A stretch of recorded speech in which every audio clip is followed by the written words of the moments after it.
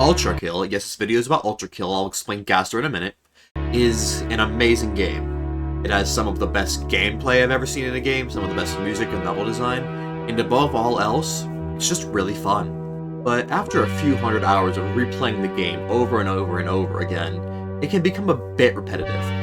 That's where Duviz comes in. They created a mod for ULTRAKILL that adds a new collectible to each and every single level in the game, bringing a fresh challenge for those who are itching for more while fraud is being worked on. That collectible is none other than WD Gaster from Undertale, or rather the Mystery Man sprite that everyone thinks is Gaster, but for the sake of simplicity, I'm just calling it Gaster. And these Gasters are where our story begins.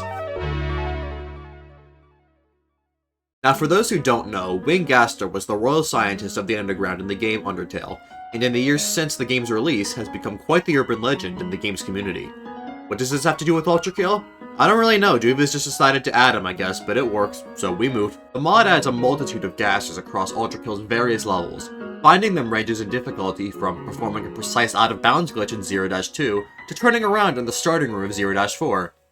Guess which one took me longer to find? Now, there are multiple types of Gasters in this mod. White Gasters are the standard collectible, red Gasters are a bit trickier to find in most cases, yellow Gasters are daily Gasters sent by the players of the mod, and finally, we have the hourly Gaster, where our story can truly begin.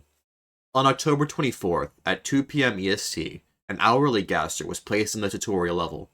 Simple enough, it's the first thing you do in the game after all, so all you need to do is jump up here and... jump? Dude, why aren't you jumping? Well, you see, hourly Gasters have a special property known as Obsidian, which means you are no longer able to jump, dash, or slide while you're holding the Gaster. Now, in most levels this isn't the biggest issue, there's a number of ways to overcome this since you'd have a full arsenal at this point.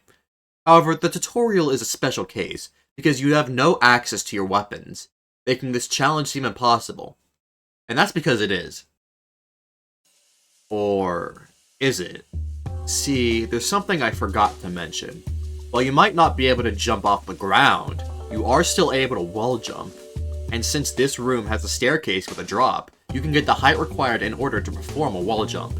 However, this room isn't the wall jump tutorial, it's the dash tutorial, and this electric barrier prevents us from simply going up to the next area, since it's supposed to teach you about the invincibility frames your dash gives. Fortunately for us, there's just enough room under the electricity to be able to squeeze through into the next room. This room is nothing special for our purposes. It just teaches you about the healing mechanic, which is useless for this challenge. However, the next room is where the real fun begins.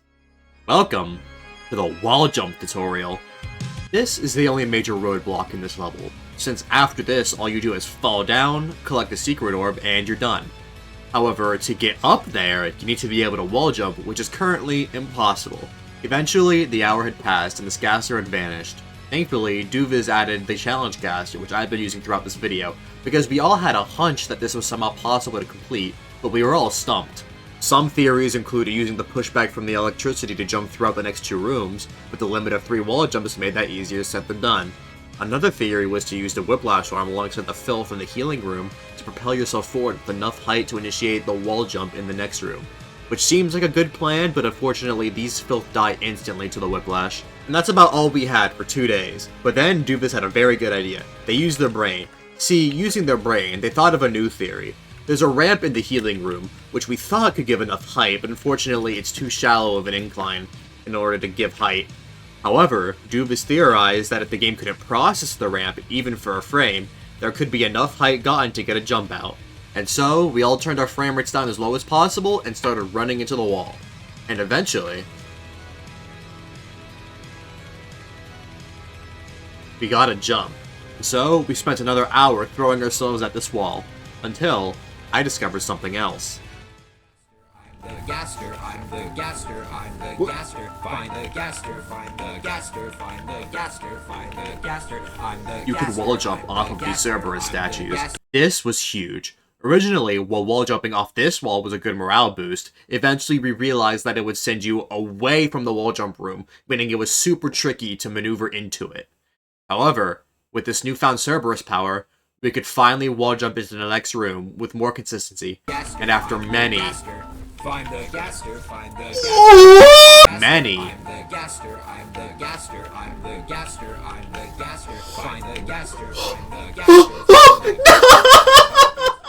Close calls.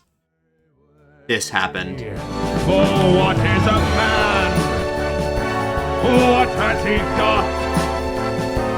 If not himself, then he has not to say. Yes! Yes! Yes! And not the words of one who kneels. The record shows I took the blows and did it my way.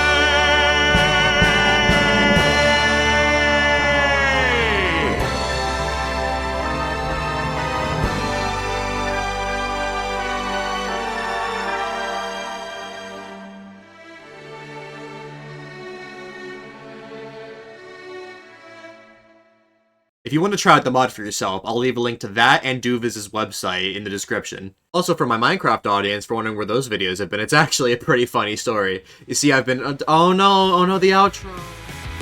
But it's always a surprise.